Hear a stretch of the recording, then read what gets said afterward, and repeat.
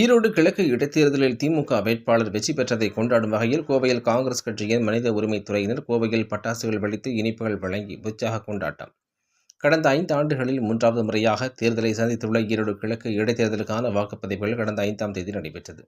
இந்நிலையில் இன்று வாக்கு எண்ணிக்கையில் ஆரம்பம் முதலே திமுக வேட்பாளர் சந்திரகுமார் முன்னிலை பெற்று வருகிறார்.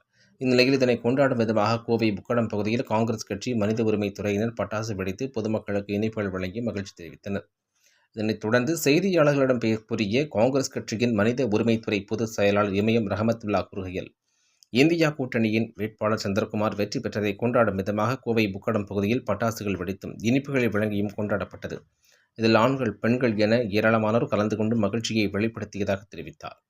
இந்த நிகழ்ச்சியில் இணை செயலாளர் ஷெரீப், மாநில செயலாளர் சம்சுதீன், மாநில துணைத் தலைவர் குறிச்சி முகமது கனி, மாவட்ட அமைப்பாளர் சிக்கந்தர் உள்ளிட்ட பலர் கலந்து கொண்டனர் என்பது குறிப்பிடத்தக்கது. எனது பெயர் ரஹமத்துல்லா.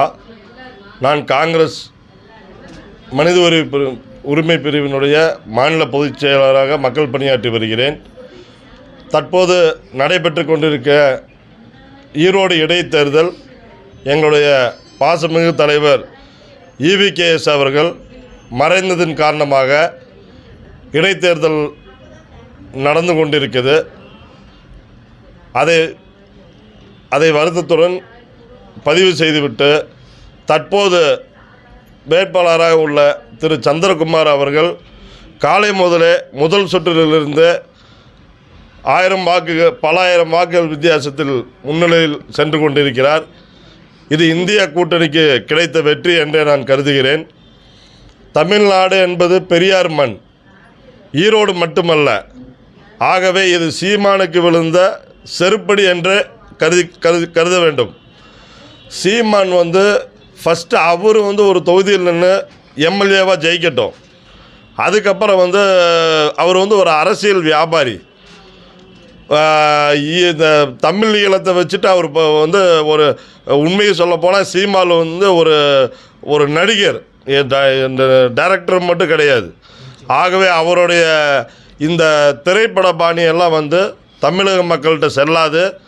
அவர் டெபாசிட் இழப்பார் என்பதை இந்த நேரத்தில் தெரிவித்து கொண்டு,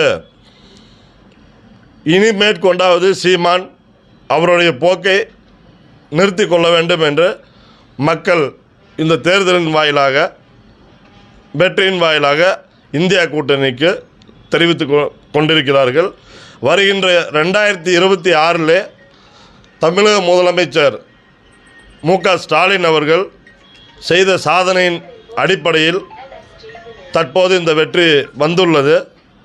2026 தேர்தலிலே நாங்கள் 200க்கும் மேற்பட்ட தொகுதிகளில் வெற்றி பெறுவோம் என்பதை இந்த நேரத்திலே தெரிவித்துக் கொள்கிறேன்.